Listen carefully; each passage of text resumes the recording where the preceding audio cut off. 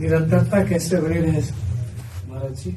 निरंतरता तब बनती है जब हमारी लक्ष्य प्राप्ति की दृढ़ता सत्संग के द्वारा हो जाती है। सत्संग से लक्ष्य में दृढ़ता होती है। दृढ़ता का तात्पर्य होता भूख, व्याकुलता, फिर निरंतरता बनी रहेगी। जैसे आपको कई दिनों से भोजन न मिला हो तो सत्संग हो रहा है पर एक वृत्ति बराबर निरंतर बनी रहेगी। बाहरी सत्संग हो रहा है पर एक वृत्ति बनी रहेगी, कहीं कुछ ऐसा मिल जाता तो भूख शांत हो जाती। समझ रहे ना?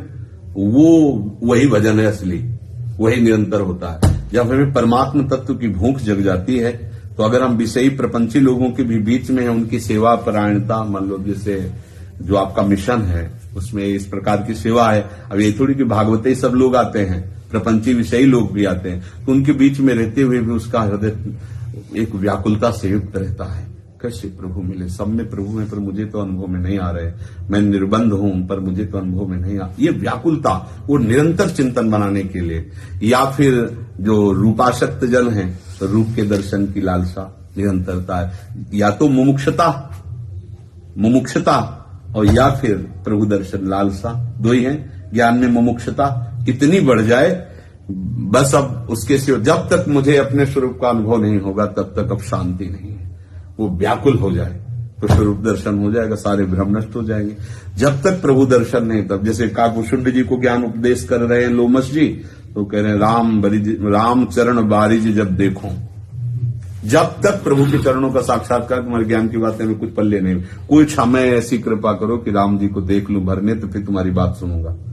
तो या तो ये ऐसी लगन लगे कि अब जिया नहीं जा रहा, नहीं खान पान ते भावे है, नहीं कोमल वसन सुहावे है, सब विषय लगे ते खारा है, हरि आशिक काम अग्न्यारा है, अब कुछ जिया नहीं जा रहा। हो गई निरंतरता।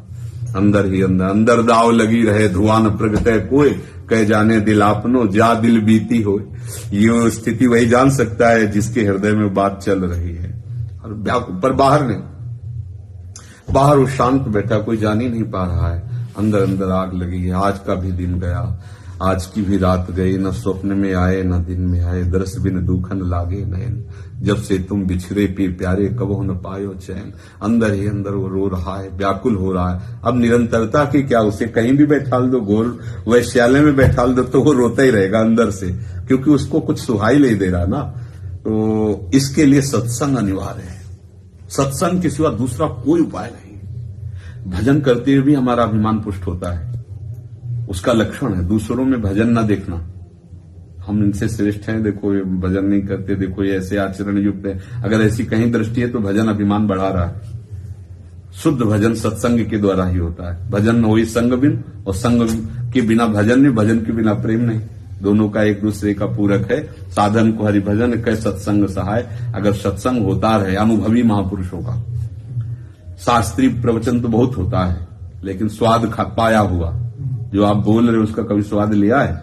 अगर हाँ, तो वो जाके सीधे आक्रमण करता है अंतःकरण पर, वो व्याकुलता पैदा करता है।